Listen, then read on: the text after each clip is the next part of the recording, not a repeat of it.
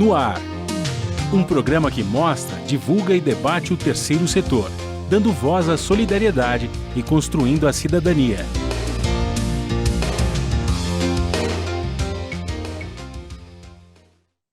Olá, bom dia. Eu sou Joel Scali e começa agora o Observatório na Brasil Atual, um programa do Observatório do Terceiro Setor com a co-apresentação do jornalista Franklin Valverde. Bom dia, Franklin. Bom dia, Joel. Bom dia a você que está em sintonia com o Observatório na Brasil Atual. Hoje nós vamos falar sobre educação na pandemia e as novas desigualdades. Mas antes, Franklin, eu quero que você me dê o destaque da semana. Olha, Joel, o destaque é essa proliferação mundial dessa cepa que está no Brasil, né? Eu acho que o governo brasileiro não tem feito a lição de casa como se deve, ela está espalhando. E isso pode suscitar problema para nós, brasileiros, de maneira geral, né? De forma assim, mundial. Porque essa cepa brasileira, ela está atingindo uma série de países e o pessoal não está vendo com muito bons olhos isso, não. Tem alguns lugares na América Latina que estão até chamando de cepa Bolsonaro, para você ter uma ideia, né? Responsabilizando, digamos, o principal dirigente que deveria estar fazendo alguma coisa para conter essa cepa. E isso pode fechar nossas fronteiras, fechar o comércio no Brasil, para o Brasil no mundo, enfim. Isso é péssimo. Além de, internamente, a gente está vendo aqui mais de 400 mil mortos, caminhando para 500 mil, e aí a coisa vai. Enfim, tem que ser feito alguma coisa urgentemente para debelar não só a cepa nova chamada brasileira, ou como queira chamar Bolsonaro, sei lá, como estão fazendo lá fora, mas também já a antiga cepa, para que a gente possa construir um mundo diferente, mesmo estando dentro de pandemia, porque da forma como está indo para o descontrole. O governo não está fazendo a sua lição de casa, isso já ficou claro. Mas você acredita que a CPI do Senado pode exercer uma pressão para que o governo tome algumas providências emergenciais em relação à pandemia aqui no país? Em tese, sim. Né? Em tese, sim. Como a CPI é movida essencialmente por política, né? É aquela política, às vezes, não com P maiúsculo, corre-se o risco de acabar tudo falando em P, em pizza, mas eu espero que não, que acabe em P também, em punição. Muito bem, como eu já disse, hoje nós vamos falar da educação na pandemia e as novas desigualdades. De acordo com o IBGE, 4 milhões e 300 mil estudantes brasileiros entraram na pandemia sem ter acesso à internet. Desta forma, o ano de 2020 tornou a educação um reflexo evidente da desigualdade do país. Para refletir sobre a questão, nós vamos conversar com a professora Alexandra Lopes. Ela é professora de História e Sociologia no Estratégia Vestibulares, mestre em Ciência Política, com especialização em Direitos Humanos e Justiça de Transição pela Unicamp. A Fernanda Lancelotti, que é presidente da ONG Lar da Bênção Divina. Você vai conferir as notícias do mundo com a Mônica Grayle, da Rádio ONU, direto de Nova York. E os destaques do site do Observatório do Terceiro Setor com a Isabela Alves. Bom dia, Fernanda. Seja muito bem-vinda ao nosso programa. Bom dia, Joel. Obrigada. Bom dia, Franklin. Bom dia, Alessandra. Bom dia. Seja muito bem-vinda, Alessandra, novamente ao nosso programa.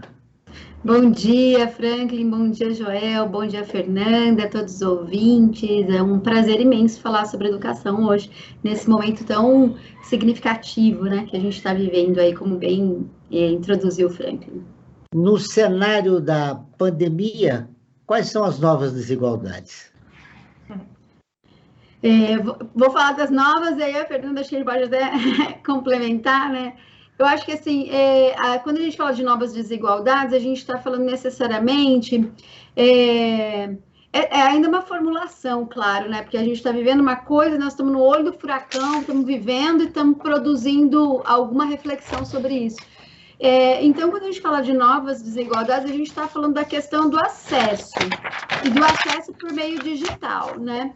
Porque um dado, uma clareza assim de que o ensino à distância ele entrou concretamente no cotidiano não só das crianças, eu acho que de todas as fases da formação, porque eu lido com estudantes desde a fase menorzinha até os estudantes de ensino superior, então todo mundo aí foi estudar em casa, né?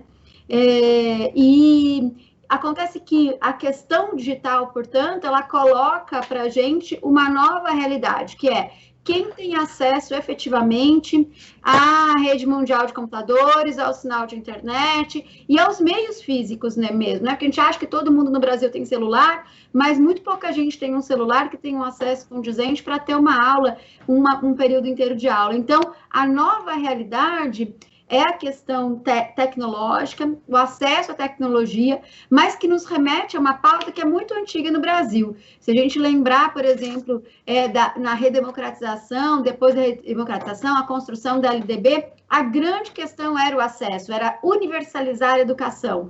E parece que a gente, diante de um novo cenário que depende tanto de tecnologia, a gente volta para essa pauta. Mas a gente volta diferente, porque a gente não tem mais que construir os ambientes físicos, os edifícios, mas a gente tem que pensar como fazer essa escola chegar dentro da casa das pessoas. Então, essa seria uma nova desigualdade. Fernanda, eu quero te ouvir. A exclusão digital provocou aqui em São Paulo, só que na capital, quase 10 milhões de estudantes de escola pública que não tiveram acesso, né, às aulas através da internet. Que políticas públicas seriam necessárias para a gente construir um novo momento? Olha, aqui no LAR, né, o que eu posso dizer para vocês nós somos um projeto de contraturno escolar, então nós somos algo complementar à escola, né, e a gente faz atendimento a crianças de escola pública. E eu acho que a partir do momento em que você tem a necessidade de transformar a escola num ambiente digital, você precisa urgentemente de uma política que faça isso acontecer efetivamente, né?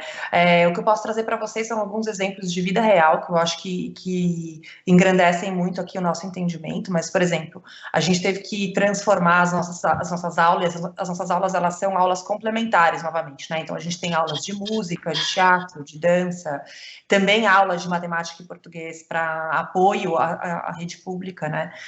Mas a gente teve que transformar essas aulas em aulas digitais do dia para a noite. Então, a primeira coisa que, no nosso caso, foi muito eficiente foi que a gente contava com um corpo docente pronto para isso, porque o nosso corpo docente ele também não é só da rede pública, né? A gente contrata profissionais para poder oferecer para os nossos alunos o melhor possível. Os nossos projetos são projetos através de leis de incentivo, né? Lei Rouanet, Lei da Criança e do Adolescente, Lei do Esporte.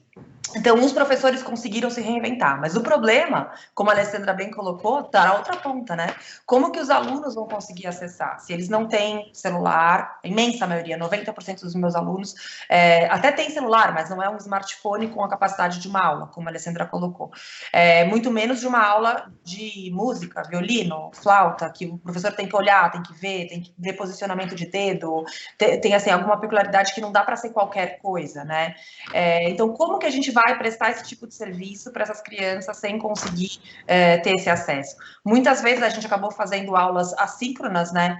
Como também é um termo aí muito utilizado hoje em dia, mandava pelos grupos de WhatsApp, quando os pais chegavam em casa que tinham alguma condição melhor, os pais emprestavam os devices aí para os filhos, e depois eles gravavam, mandavam de volta, e aí não é todo mundo que sabe gravar, não é todo mundo que tem internet suficiente para passar. Olha, foi um sufoco aqui, eu vou te falar, foi uma coisa assim bem, bem difícil, mas a gente conseguiu se mobilizar de uma forma bastante rápida, de novo, sem uma política pública por trás nos apoiando, né, utilizando Esse registro é importante, né, sem nenhuma política... Sem nenhuma. Por exemplo, uma das coisas que a gente gostaria, tipo, a gente é beneficiado pela Lei Rouanet, né, eu tinha lá uma verba específica para compra de material pedagógico.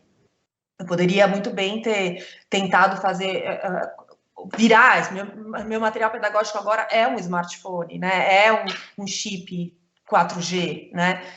Mas a gente não consegue fazer isso, porque é tudo uma estrutura pública complexa, pesada, lenta, que até eu fazer e justificar, muito provavelmente eu seria autuada depois, então a gente acabou não fazendo, optando por fazer campanhas diretamente para o público, né, diretamente, campanhas não vinculadas a nenhuma lei, alguma coisa que nos deixasse mais livre para conseguir arrecadar esses devices. A gente conseguiu arrecadar, não cobrimos 100%, mas cobrimos mais de 50%, que para a gente foi muito bom, assim, a gente ficou muito satisfeito com isso. E aí Que é essa cobertura de 50% quer dizer o que em termos de números?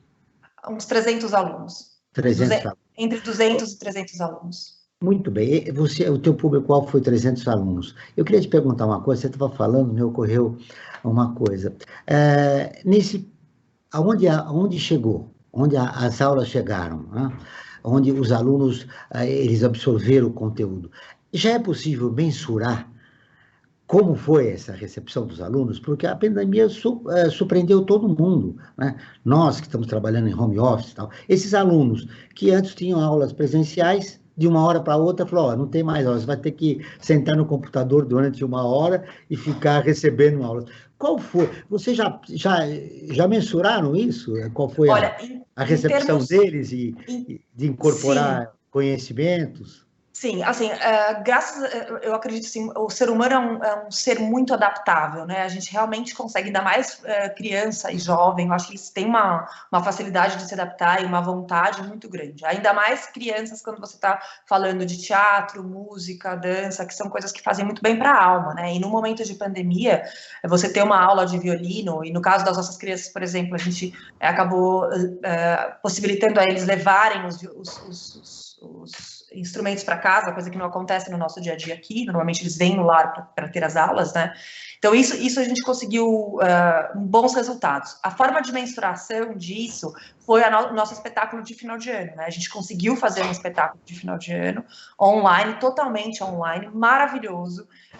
Fizemos alguns encontros, porque foi um pouquinho naquela fase mais laranja, amarela, que já tinha alguns momentos de encontro, mas sempre respeitando os mínimos possíveis e todas as questões de higiene, e a gente conseguiu fazer, de fato, esse espetáculo, ou seja, a gente conseguiu levar esse conhecimento, né, mesmo cultural, para essas crianças, principalmente nessa questão de música, que é complicado, né? Então, você aprender violino à distância não é fácil, aprender perto já não é fácil, à distância é mais difícil ainda, mas a gente conseguiu excelentes resultados.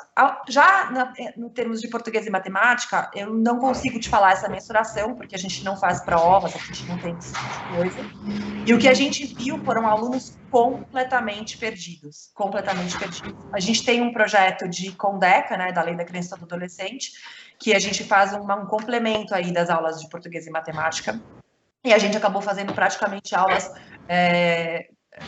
individuais, assim, com grupos muito pequenos, para ajudar as crianças, não só a português e matemática, a entender como funciona o Google Classroom, que era a ferramenta que eles estavam utilizando na escola, como que eles conseguiriam tirar as dúvidas, ajudar a entender esse mundo digital, né, que como a Alessandra falou, fica muito evidente essa diferença, muito evidente, por essa falta de acesso.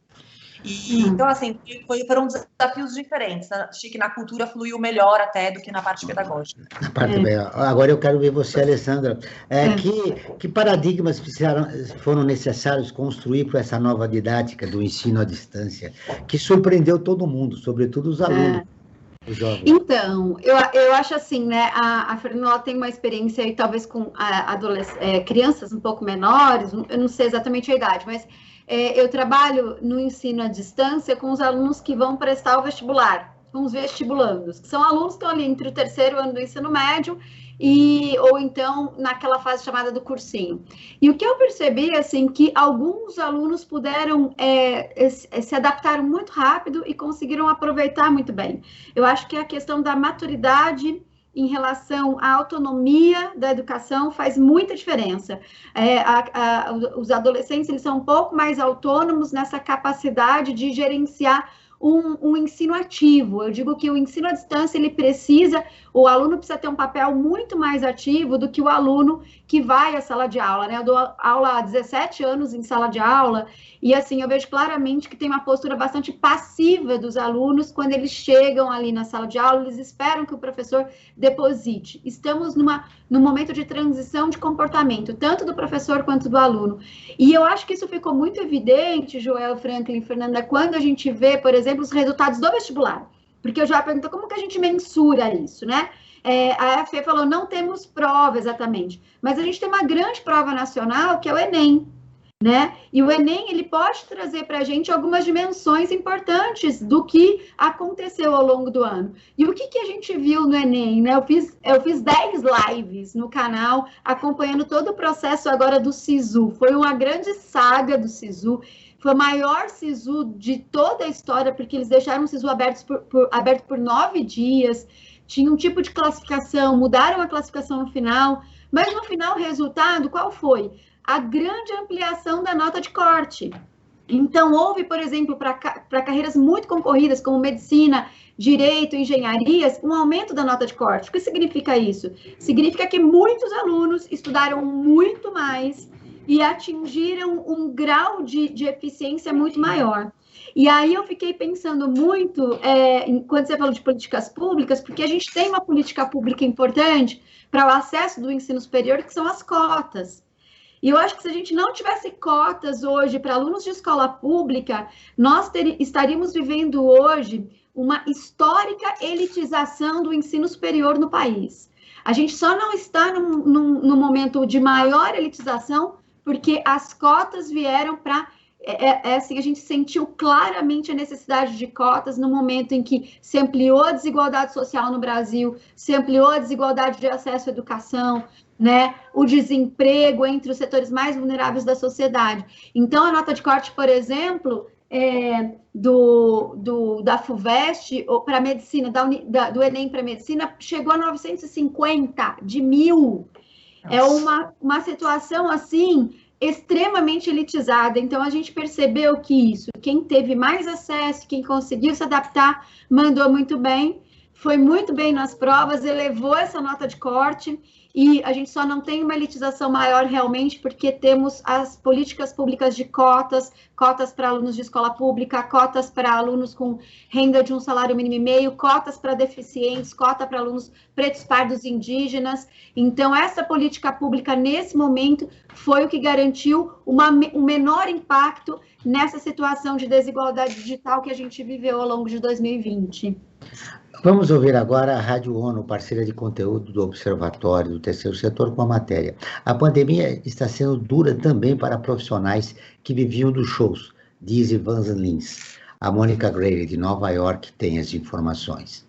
A pandemia da Covid-19, que já matou mais de 3 milhões e 100 mil pessoas em todo o mundo, continua a ter efeitos econômicos severos sobre os profissionais das artes, incluindo os trabalhadores da música. Com as medidas de distanciamento social e confinamento para conter o vírus, produtores de música, técnicos de som, maquiadores e outros profissionais de shows ao vivo se viram desempregados da noite para o dia. Numa entrevista à ONU News sobre o Dia Internacional do Jazz em 30 de abril, o cantor e compositor brasileiro Ivan Lins conta que muitos artistas estão doando parte dos seus direitos autorais para a compra de alimentos e outras formas de apoio aos colegas. E os técnicos, que são técnico de som, o cara que faz a luz, o cara que monta o palco, e não sei o quê. Esses, então, numa situação caótica. Nós estamos fazendo campanhas de doação, estamos fazendo uma série de campanhas aqui no Brasil para ajudar. Entendeu? Por exemplo, na minha sociedade arrecadadora, nós estamos escolhendo uma música de grande sucesso nossa, a gente escolhi Vitoriosa, e estou dando 40% dos direitos do Vitoriosa para que se consiga comprar cestas básicas e ajudar aos técnicos de música. Assim como eu, vários compositores estão fazendo a mesma coisa. Roberto Menescal pegou barquinho e está dando 50%. Nem sabia que para poder ajudar, porque principalmente por causa da pandemia, porque parou o trabalho, né, o contato com o público e o palco. Segundo a Organização das Nações Unidas para a Educação, Ciência e Cultura, Unesco, a indústria da música deve perder 43% da previsão de receita por causa da Covid-19. Um relatório encomendado pela agência da ONU revela que 87% dos eventos foram cancelados e apenas 39% encontraram uma alternativa nas plataformas de internet para continuar com as apresentações. Em 15 de abril de 2020, a Unesco lançou o movimento Resilia Arte para mobilizar esforços globais coordenados em apoio aos artistas e assegurar o acesso à cultura para todos. A agência da ONU acredita que a crise mudou o setor da cultura para sempre, ameaçando vários ganhos alcançados nas últimas 4 décadas. Da ONU News em Nova York, Mônica Grayle. Continuamos com o Observatório na Brasil Atual, um programa do Observatório do Terceiro Setor. Estamos falando hoje sobre educação na pandemia e as novas desigualdades, com a Alessandra Lopes, professora de História e Sociologia no Estratégia Vestibulares, e a Fernanda Lancelotti, que é presidente da ONG Lar da Bênção Divina. Frank Valverde, você tem os resultados de uma enquete. Pode nos contar? Sim, João, é verdade. Nós temos uma enquete aqui. A cada programa, nós do Observatório fazemos uma enquete a respeito do assunto que vai ser tratado. E nossa enquete para esse programa fez a seguinte questão: você acredita que o ensino remoto piorou a educação no Brasil? E olha só os resultados: 86% das pessoas que responderam essa enquete disseram que sim, que o ensino remoto piorou a educação no Brasil. Tá? E eu queria colocar uma questão que eu acho que é importante tanto para a Alessandra como a Fernanda debaterem, que é o seguinte: antes da pandemia, nós, principalmente no ensino superior, nós estávamos acompanhando um investimento maciço de uma série de instituições do ensino privado no ensino online, ensino remoto, né? Mas no caso do online, né? Para fazer os cursos todos online, ou seja, você tem um quadro reduzidíssimo de professores, de funcionários, e todas as despesas de manutenção para esse ensino ficam por conta do aluno e não por conta da instituição. E com isso, os seus lucros, né, subiam tremendamente. Aquelas instituições que tinham ações na Bolsa também ganharam muito, né? Mas enfim, veio a pandemia e essa modalidade de ensino ganhou um espaço muito grande. Eu coloco a questão para elas: o ensino online, né, o ensino remoto, é uma realidade que aí está, já estava antes, vem agora e vem para ficar, por mais que algumas pessoas não gostem dessa modalidade, tá? Mas eu coloco: o que pode ser feito para que esse ensino online agregue algo positivamente para a educação e que não vise pura e simplesmente aumentar os lucros das empresas, tá? O que nós temos que fazer para que realmente isso seja um elemento importante na educação e não só com mais uma estratégia comercial? Alessandra. É muito interessante essa pergunta, retomando também um pouquinho que o Joel tinha perguntado sobre paradigmas. Assim, a gente tem que separar um pouco as coisas, assim, as eficiências do ensino à distância e a questão dos lucros das empresas.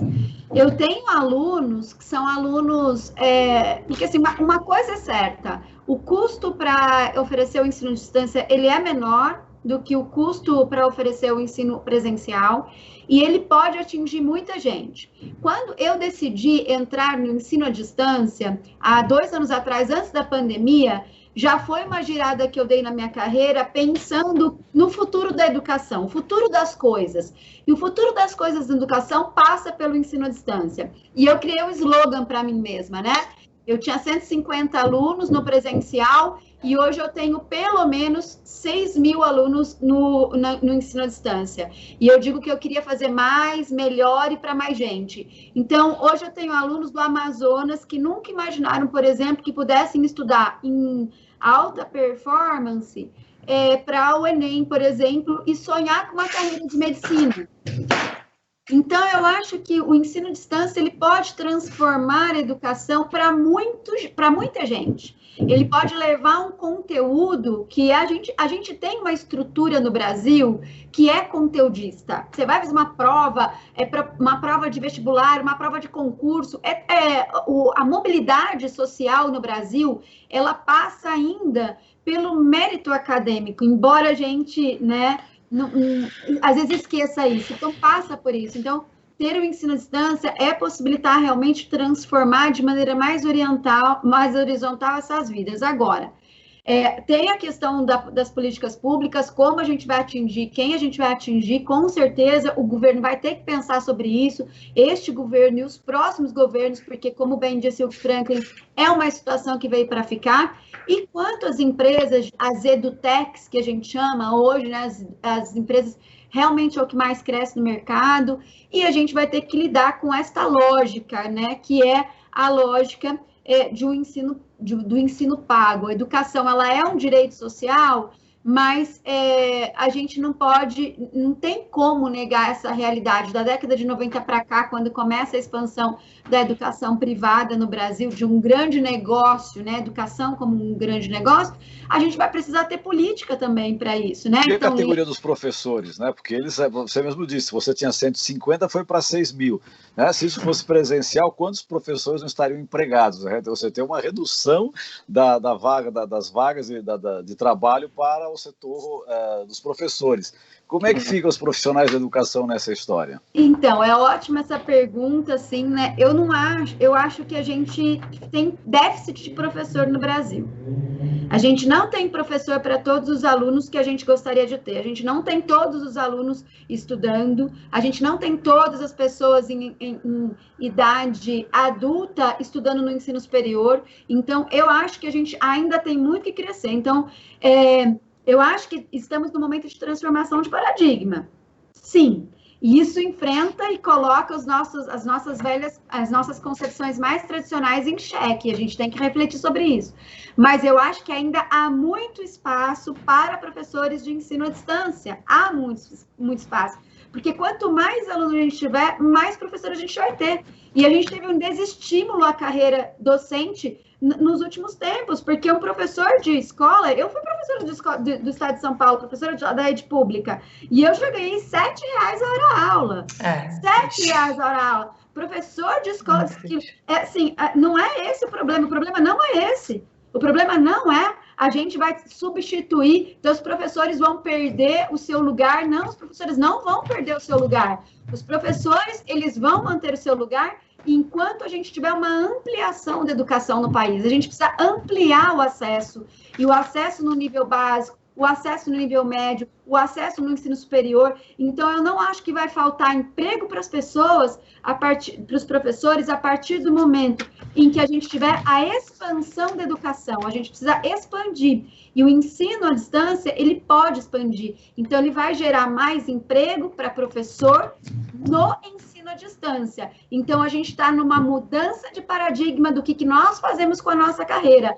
O professor que acha que vai ser substituído, vai ser mandado embora, isso não é verdade. Eu acho que o ensino à distância vai ampliar e vai exigir mais mão de obra, mas vai exigir uma mão de obra que tem uma dinâmica distinta. É isso mas que Fernando... o valor, isso é fato, eu atuo mais na área superior, né? O valor de remuneração do presencial para online caiu.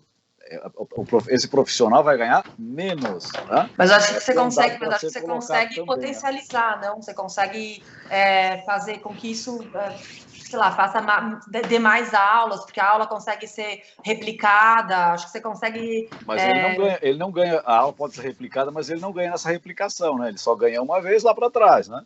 Mas são questões que vão ser colocadas também nesse mercado de trabalho. Tudo pode ser ajustado nessa nova realidade, porque como a Alessandra colocou, acho que é uma coisa nova, né? E para mim o conhecimento é infinito. Então, enquanto o conhecimento é infinito, você vai tendo cada vez mais possibilidades de novos cursos, novas questões, não só ensino formal, né? Agora, que é um desafio para os professores, eu vejo para os nossos professores, você imagina que a gente no lar, a gente tem também a educação infantil, né? Vocês imaginam o que era para uma professora de educação infantil ter que montar uma aula para um bebê de 1 ano. E assim, a gente teve que fazer, não teve jeito. Tipo, como é que você faz um negócio desse, né? E a gente teve que fazer, porque era o que tinha. Então, ou seja, tiveram que se reinventar. Esse é um aspecto positivo. Uma coisa... Frank, você tá observando que as nossas duas convidadas têm uma visão otimista a respeito desse novo momento. E eu vou atropelar você e falar do Observatório em Movimento. O Observatório em Movimento, ele é um projeto que visa a gente refletir sobre a pandemia e a pós-pandemia. Quer dizer, a nível individual e das organizações. Nós trouxemos especialistas de várias áreas do conhecimento para refletir sobre esse momento. E, Frank, os professores também terão que se reinventar, viu, com essa nova realidade. Mas você tem informações mais precisas desse projeto do Observatório? Sim, eu tenho uma informação importante também, né? Além dessa campanha importante que você falou, que é o Observatório em Movimento, que as pessoas podem acompanhar no nosso portal, né? observatório3setor.org.br, o 3 em numeral. Nós temos também o lançamento de uma ferramenta que é muito importante, que é o Apoie o Terceiro Setor, né? Essa ferramenta é uma ferramenta online de financiamento coletivo para organizações da sociedade civil, com projetos em diversas áreas. Convido a todos e a todas a saberem mais sobre isso em apoie3setor.com.br, apoie3setor.com.br, o 3 em numeral. Tá? Isso é muito importante para o terceiro setor, né?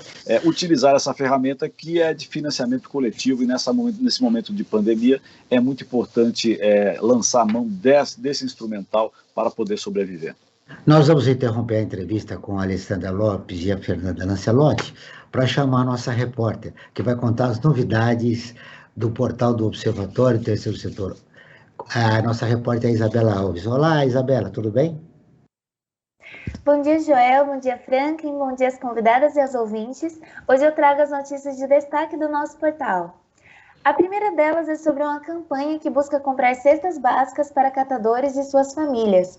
A ação, organizada pelo Pimp My Carroça, pretende arrecadar R$500 mil para custear alimentos básicos que irão auxiliar cerca de 5 mil trabalhadores da reciclagem. Outra notícia é sobre um projeto social que está ajudando pessoas trans a cursarem o ensino superior. O projeto Embrace oferece bolsas de estudos para pessoas trans, com o objetivo de ajudar esse público a acessar o mercado de trabalho formal. E para encerrar, nós temos a notícia de um catador que foi aprovado em segundo lugar no curso de Medicina da Universidade Federal do Pará. Joel Silva, de 22 anos, trabalha como catador de materiais recicláveis em Belém e chegou a estudar com livros encontrados no lixo. Hoje ele sonha com um futuro como médico e com a possibilidade de ajudar pessoas vulneráveis da sua comunidade. Esses são os destaques da semana, mas para ficar por dentro de outras novidades do Brasil e do mundo, basta acessar o nosso portal, observatório3setor.org.br. Obrigado, Isabela. Você volta na próxima semana. Obrigada. Essas foram as informações do portal do Observatório do Terceiro Setor com a repórter Isabela Alves. A suspensão do censo demográfico, desenvolvido a cada 10 anos pelo IBGE, poderá deixar os municípios sem dados atuais sobre a educação brasileira. Sem a realização da pesquisa, não será possível medir o impacto das políticas públicas da última década em relação ao ensino, uma vez que o censo mapearia, por exemplo, o analfabetismo e captaria informações sobre a taxa de escolaridade, mostrando quantos adultos em nas cidades não concluíram seus estudos, e apontaria quantas crianças estão fora da escola. Sem o censo, Alessandra, como será a formulação de políticas públicas nesse país? Pois é, Joel, isso assim, parece pouco, né? As pessoas não têm essa noção. O quão foi importante. Vou lembrar do primeiro censo no Brasil, de 1872. O quão foi importante. Porque hoje, quando a gente lembra de dados, né? Quando a gente vai falar de dados, por exemplo, demográficos, a gente retoma o censo de 1872 para falar do Segundo Império, né? Então, não ter dados concretamente é como se a gente ficasse no escuro. Então, se a gente está falando aqui, desde o começo do programa, que a gente precisa de elaboração de políticas públicas para atender essa nova realidade que a gente vive, de novas legislações trabalhistas, por exemplo, quantos são os professores, né? A gente tem o censo escolar, existe um censo específico que os estados fazem, o censo escolar, mas ele complementa esse censo mais geral. Então, a gente atua no escuro. Então, isso é um problema muito grande, um problema de formulação de políticas públicas. Há outros dados, com certeza. O IBGE tem a PNAD contínua, né? Fez um grande trabalho com a PNAD Covid, trabalho sensacional que o IBGE fez, e conseguiu manter, inclusive, os trabalhadores ali do IBGE fazendo em casa. Então, eu acho que isso foi importante para a gente pensar um pouco. O governo não usou os dados da PNAD Covid suficientemente para poder Isso que eu ia dizer para você, o trabalho foi excelente, mas o governo federal não utilizou.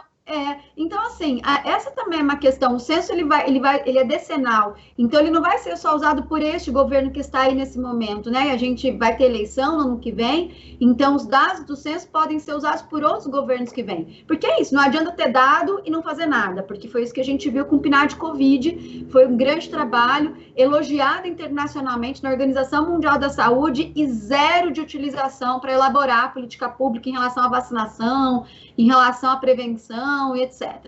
Então, nós vamos ficar mais um tempo aí e vamos entrar na lista de alguns países que já não fazem censo há muito tempo e que são países que têm índice de DH muito baixo, que são países que vivem em situação de guerra civil, e o Brasil está entrando nessa lógica. Então, realmente, para políticas públicas vai ser uma grande perda, uma situação, eu não vou dizer que não pode ser recuperado, pode ser recuperado sim, a partir do momento. Agora, eu quero lembrar que essa troca do IBGE, essa semana mesmo fez uma declaração, o novo presidente do IBGE, que falou que vai fazer o censo sim ou sim. Então, nós estamos diante de uma outra crise aí, uma crise com o órgão do Estado, que é o IBGE, né, e o governo do país, cortando essas verbas. Então, a crise, ela vai continuar, e esse debate do censo, ele tende a se alongar. Indo completamente na contramão, né, Alessandra? É verdade. Fernando, eu quero te usar. Sem o censo, teremos um retrocesso na educação brasileira? Não, sem dúvida. E uma coisa que eu fico muito impressionada, que vai muito de acordo com o que a Alessandra está colocando, é que a gente está vivendo uma sociedade de data mining, né? Hoje o Big Data é a coisa mais valiosa de qualquer empresa, de qualquer... o grande ativo das empresas globais é o seu data mining. E a gente aqui está abrindo mão de correr atrás dos nossos dados para que eles sejam o nosso tesouro também para a nossa evolução, né? Enquanto sociedade, tanto na área da educação, quanto na área da saúde, quanto na área do saneamento, enfim, tem tantas, o Brasil ainda tem tanto a crescer, tanto a melhorar, a evoluir. Então, realmente, isso é um retrocesso enorme, né, na área da educação, não só na área da educação, né, acho que a gente acaba perdendo aí a chancela dos nossos alcances, do que foi feito ou do que não foi feito, que a gente tem que correr atrás, né. Então, assim, isso é bastante triste mesmo. A gente vê aqui no Lar, por exemplo, que não tem a ver com o censo, mas tem a ver com a questão das escolas públicas, da questão da avaliação, né, porque tem a questão da não repetição, tem tudo isso, e a gente aqui, por exemplo, para as crianças estarem conosco, a gente conseguir fazer o nosso trabalho, a gente precisa ter acesso ao desempenho escolar dessas crianças, né, e isso também é uma coisa que é complicada, não pensem vocês que é fácil, inclusive para os pais, que são pessoas que às vezes já têm uma dificuldade de acesso e de pouca formação para entendimento desses dados, mas até para nós, enquanto organização social que está aqui para apoiar essas famílias, também temos dificuldade de acessar, para entender o quanto que essa criança está precisando de mais apoio, menos apoio, e a gente acaba tendo que fazer as nossas próprias triagens, né? Então, você vê que realmente o mindset aí do setor público está complicado. Os indicadores, as informações colhidas são fundamentais para qualquer construção, né, de projetos educacionais. Mas, rapidamente, eu queria te ouvir. O que explica essa decisão do governo? Olha, eu vou te falar, eu não faço a menor ideia, não consigo entender, vejo as questões, não só as questões do IBGE, né, mas, por exemplo, a gente até fazendo um link com o que a ONU estava colocando aqui, que você trouxe para a gente de Nova York, questão cultural, gente, o que está acontecendo com a cultura? O que você está fazendo, desmontando a cultura, né? O nosso projeto no Lar é um projeto sociocultural, ele é financiado pela Lei Rouanet para dar um apoio cultural a crianças na estrutura, e isso a gente está com o nosso projeto do ano que vem, por exemplo, totalmente comprometido, apesar dele estar 100% captado, tem empresas e pessoas físicas que redirecionaram seu imposto para o nosso projeto, e ele está completamente parado por dificuldades internas da Secretaria da Cultura, por falta de mão, é o que falam, falta de recursos, de pessoas, entendeu? Então, assim, o que está levando isso, eu acho que são valores diferentes, entendimentos de prioridades diferentes, muito difícil da gente que está nessa ponta do dia a dia, que tem que fazer as coisas acontecerem, que vive ali, que eu preciso fazer acontecer, preciso expandir, prestar o meu serviço para a minha comunidade, fico impossibilitada, né? Então, assim, é muito difícil de entender. A gente fica até levemente revoltada, assim, a gente fica Alessandra, incomodada. Você começou falando no nosso programa de hoje sobre as novas desigualdades. Você imaginou na cultura essa nova desigualdade? Quer dizer, profissionais que trabalham com iluminação, com som, hoje estão dependentes, né, de receberem a cesta básica para poderem sobreviver. Vivemos um momento muito difícil no país. A minha filha, ela faz faculdade de produção musical, né? E aí a gente tem acompanhado, eu tenho acompanhado os professores, assim, os relatos que os professores desta área estão fazendo para os seus alunos, né? E como ela tem ensino à distância, eu fico aqui ouvindo as aulas, né, em casa. Então, eu estou aprendendo um monte de coisa, é muito legal isso. Por isso eu sou uma entusiasta, assim, da educação. Acho que a gente tem que mudar, viu, bastante coisa, viu, Franklin, do ponto de vista das nossas relações trabalhistas, mas eu entendo essa revolução, assim, e eu acabo ouvindo, e os professores, muitos falam isso, assim, o quanto eles produziram com a Lei Rouanet, com outras leis de fomento, com outras políticas de fomento, e, assim, festivais, bandas, discos, e agora estão vivendo numa situação catastrófica. Muitos, inclusive, foram dar aula, né, Franklin? Muitos foram buscar dar aulas para poder... então, assim, você fala assim, o professor foi dar aula, o professor que não dá certo na sua área vai dar aula, né? Não é exatamente isso, mas a gente precisa viver. Então, também tem essa questão, não imaginava essa desigualdade, muito embora isso que a Fernanda falou é real. Assim, uma coisa estamos numa crise por conta da estrutura e do problema sanitário da pandemia. Agora, que esse governo, desde o começo, demonstrou que não tinha nenhum apego à cultura, é fato, né? Então, assim, aquilo que o Paulo Freire falava, né? A crise na educação, ela não é uma crise, é um projeto. Essa questão também da cultura, também acho que é o projeto de desmantelamento da cultura no Brasil. Não vejo como um problema só da pandemia, vejo como uma política de desmantelamento. Né? Quando a gente fala não existe política, não, existe uma política para desmantelar aquilo que não é, o que não se quer, que se chama de esquerdismo, sei lá mais o que pode ser, né? Ô, Franklin, eu quero te ouvir, você que trouxe essa discussão do futuro dos professores, com agora o home office, né? Como fica essa grande categoria, esses professores que não dão aula em escola pública, mas dão aula em escola particular, enfim, na universidade, como você. Mas antes eu quero só dar uma informação rápida, antes de passar para você. Você quer ficar informado sobre projetos, causas sociais e direitos humanos? Siga o Observatório do Terceiro Setor nas redes sociais e acompanhe informações do Brasil e do mundo. No Instagram, @Observatório Terceiro Setor, e no Facebook, facebook.com/Observatório Terceiro Setor. Nossos programas de rádio também estão disponíveis no canal do YouTube do Observatório. Lá também você encontra lives, entrevistas e quadros do Como Você Sabia e Você Conhece, que mostram aspectos ignorados da nossa história e refletem sobre a sociedade brasileira. Basta buscar por Observatório 3 em numeral setor. Repetindo, Observatório 3 em numeral setor. Franklin, esse inconformismo pode gerar o quê em relação ao futuro dos professores do nosso país? Olha, Joel, acho que os professores têm que se organizar, né? Acho que todos os trabalhadores têm que organizar para garantir o seu espaço, né? E eu não vejo problema em que profissionais conciliem a sua área de atuação com a docência, né? Eu acho que não é porque não deu certo, não. Ao contrário, essa pessoa tem uma experiência muito grande, essa pessoa tem um trabalho desenvolvido e ele pode muito bem passar essa experiência, esse conhecimento todo acumulado na sua área de atuação para os novos profissionais, né? Possivelmente, esse profissional tenha que passar por algum treinamento, algum conhecimento, alguma habilitação na parte didática, pedagógica, para ele poder passar essas informações que ele adquiriu na sua área de trabalho, né? Isso às vezes é necessário, né? Isso não é inato às pessoas, isso é um conhecimento que se adquire para ele passar para o alunado, né?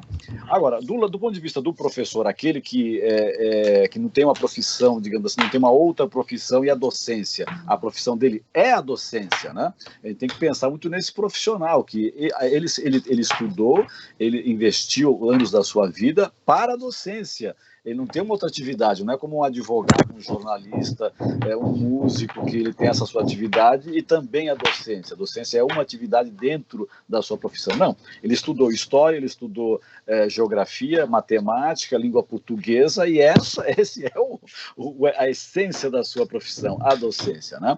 Para essas pessoas, o que eu digo, Joel, a saída para essa situação, aliás, para tudo nesse país, né? A saída está em se organizar.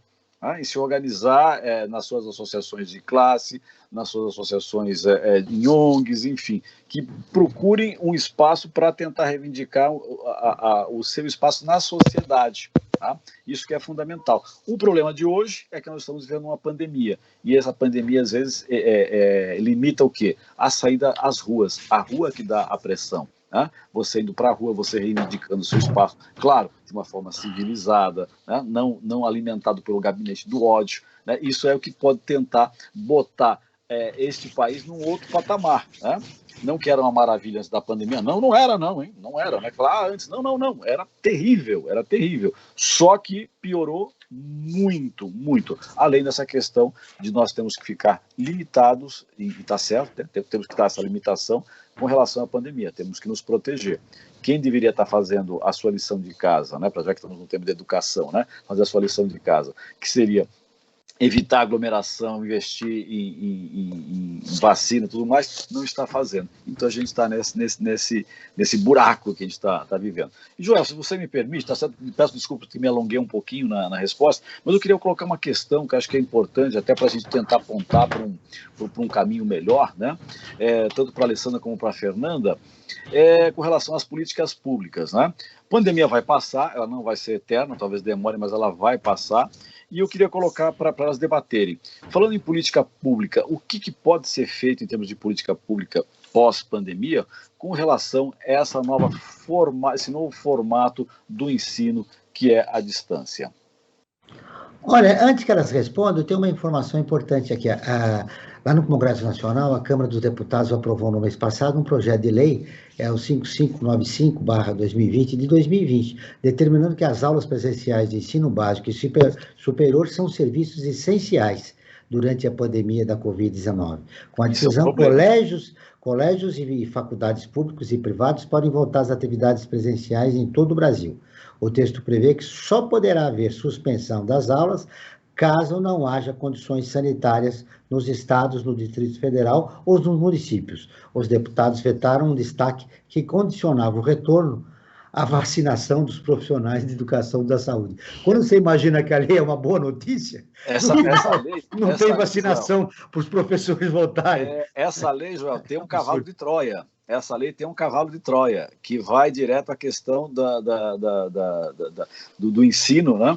Ao controle ideológico do ensino, a escola sem partido. Aí tem um cavalo de Troia aí no meio, que as pessoas não se percebem, acham ótimo, tá, mas não, tem um cavalo de Troia, a gente precisa tomar cuidado com isso, e acho que tanto a Alessandra quanto a Fernanda podem debater essa questão. Vamos lá, então, Alessandra. Antes até de responder, eu vou falar uma coisinha, esse lance dos professores que me atinge diretamente, assim, porque eu também sou professora, e eu acho que nessa reflexão que a gente vai ter que buscar uma outra legislação que dê conta dessa nova realidade do trabalho. A gente está vendo um novo trabalho. Então, quando o Franklin fala de se organizar, eu acho fundamental, inclusive, para a gente pensar o que a gente poderia fazer. Por exemplo, a gente vai lá, grava uma vez a aula e depois essa aula pode ser replicada. Cada vez que ela fosse replicada, a gente poderia ter no nosso contrato de trabalho que a gente deveria ganhar alguma coisa sobre ela. Sim. Direitos autorais, igual música. Exatamente. Sim. Então, eu trabalho no ensino à distância, meu contrato é um contrato de direitos autorais. Então, a minha sessão, quanto eu ganho, quanto eu não ganho. Então, eu acho que a gente vai ter que pensar nisso. Se existe uma nova realidade, uma nova relação, né, de trabalho, a gente vai ter vai ter que pensar. Então, a gente não vai poder pensar só numa nova realidade usando os paradigmas anteriores que a gente tinha do direito do trabalho. A gente vai ter que renovar isso. E aí eu acho que, claro, que a reflexão coletiva ela é fundamental. Sobre as políticas públicas, né? O que a gente faz para o próximo período? Eu acho que ajudar os professores a encontrarem esse caminho, se adaptarem, a pensarem esse profissional que é só, né? Que é pensar como fazer isso da melhor forma possível. E prestar muita atenção, porque a gente pega, por exemplo, a experiência do Estado de São Paulo. O governo do Estado de São Paulo, ele deu um tablet, um chip para os alunos, ele criou, junto com a Univesp, uma série de programas para a educação. Então, a gente não pode virar e dizer, por exemplo, eu tenho a experiência o caso do Estado de São Paulo. Virar para o governador do Estado de São Paulo e falar, não fez nada, ele fez. Só que é extremamente insuficiente e tecnologicamente terrível. Então, assim, tablets que não funcionam. Então, assim, precisa parar de olhar para a população que é pobre e que depende do ensino público e dar sempre as piores coisas, sabe? Essa lógica elitista, ela precisa ser mudada na hora que a gente vai fazer a formulação de políticas públicas, entender as pessoas como cidadãs de fato e merecedoras do mais importante nível tecnológico que existe. Então, ninguém precisa ter iPhone, né? Mas ninguém precisa ficar usando um tablet que simplesmente não tem condição de veicular aquela aula que o professor gravou. E os professores do Estado de São Paulo trabalharam bastante. Então, me incomoda muito quando alguém diz, outro dia eu fui ao médico e ela falou, nossa, mas não está em pandemia? Você não está mais sossegada? A médica falando para mim, eu falo, Aí, Joel. Exatamente, eu ia interromper a Alessandra, eu quero te ouvir rapidamente, Fernanda, porque eu tenho e eu preciso fechar o programa. Vamos em frente. Assim, a única coisa que eu tenho que somar com essa questão das políticas públicas, que eu acho que a questão da formação técnica também eu acho muito importante, né? A gente reciclar esses professores, dando para eles os subsídios de entendimento técnico mesmo, né? Eu vejo que eu tenho filhos adolescentes, eles sabem mexer em tantas ferramentas, em tantas coisas que são tão fáceis e que ajudam tanto você a se comunicar digitalmente. Então, eu acho que a gente deveria pensar, primeiramente, isso que a Alessandra falou, no acesso de qualidade. Esse é o nosso pensamento, inclusive, aqui no Lar, é por isso que a gente contrata bons professores, paga caro, e nossos projetos são caros para a gente conseguir dar esse acesso, esse serviço de qualidade, porque realmente todo mundo é igual e todo mundo merece isso, né? Mas pensar também nessa questão que vai além da aula, né? Que essa nova realidade exige um profissional tecnicamente preparado também, né? E de uma forma, assim, constante, porque a tecnologia é uma coisa muito ativa. O tempo inteiro está surgindo coisas novas, aparecendo coisas novas. Então, pensar em como que a gente poderia fazer esse treinamento técnico dos professores constante para que eles consigam acompanhar essa evolução tecnológica. Então, eu acho que esses são os dois pontos que eu gostaria de abordar. Muito bem, estamos no final do programa. Eu queria deixar 1 minuto para cada entrevistada nossa, agradecendo a entrevista da Alessandra e da Fernanda. Só para registrar aqui, 7 em cada 10 universitários brasileiros declararam que a pandemia impactou na saúde mental. O maior registrado em 28 países analisados. Essa pesquisa aponta que 87% desses estudantes houve um aumento de estresse e ansiedade, sendo que 17% declararam ter pensamentos suicidas. Contudo, apenas 21% buscaram ajuda. Já uma pesquisa do Instituto de Psiquiatria da Universidade de São Paulo, que investiga a saúde mental dos jovens na pandemia, identificou sintomas de ansiedade ou depressão em 27% das 7 mil crianças e adolescentes de 5 a 17 anos. Nós não abordamos isso, mas eu queria deixar essa informação, que o impacto psicológico, não só nos estudantes, né? Nos jornalistas, nas professoras, em todos nós, né? O impacto da pandemia realmente nos deixou fragilizados emocionalmente. Para fechar o programa, eu gostaria de deixar um espaço de 1 minuto para cada uma das nossas convidadas, registrar o que de mais importante elas querem falar de tudo que nós escutamos. Nós não esgotamos o assunto aqui, fizemos apenas um recorte, mas antes, Franklin, fechando a tua chamada final do programa. Minha manchete sintetizando o que tudo foi discutido aqui, fiquemos atentos, o mundo tecnológico nem tudo é tão cor-de-rosa como é pintado. Professores, segundo Frank, devem ficar atentos na pandemia e na pós-pandemia. E aproveitando a observação da Fernanda, se reciclando cada vez mais para poder enfrentar um novo mundo que vai surgir aí. 1 minuto para você, Alessandra, para fechar o programa. O que de mais importante você gostaria de deixar registrado? Muito obrigada pelo convite, parabéns pelo tema. Acho que é um tema que precisa ser realmente discutido, a gente não esgotou. Há muito que ser falado sobre isso, né? Então, é isso. Estamos no momento de transição e todo momento de transição gera uma série de situações para a gente refletir.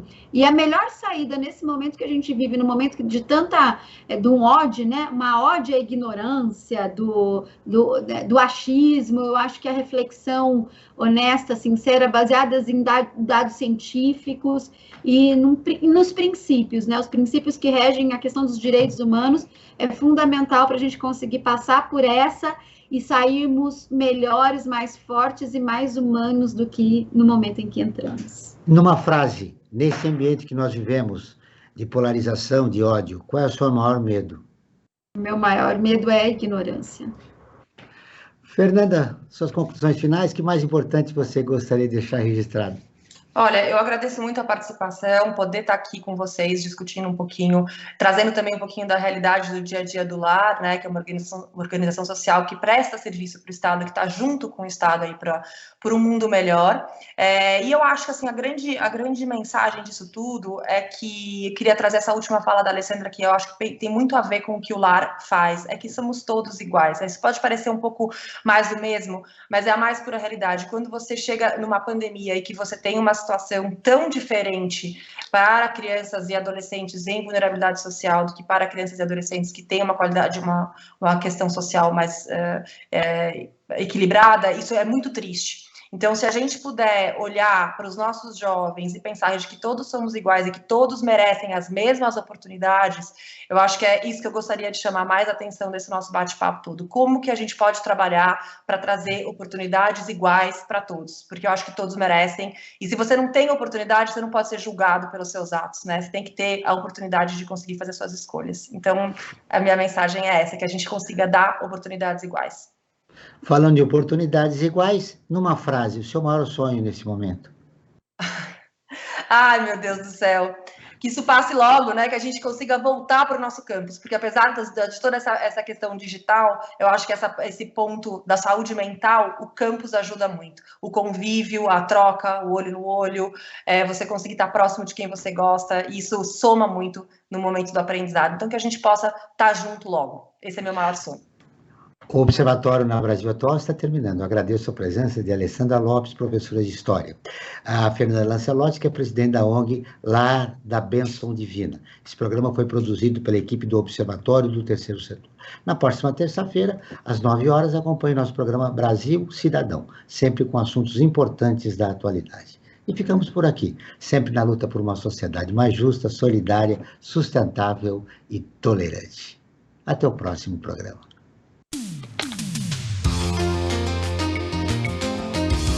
Você ouviu na Brasil Atual mais uma edição do Observatório do Terceiro Setor, sempre na luta por uma sociedade mais justa, solidária, sustentável e tolerante. Observatório do Terceiro Setor, o olhar da cidadania.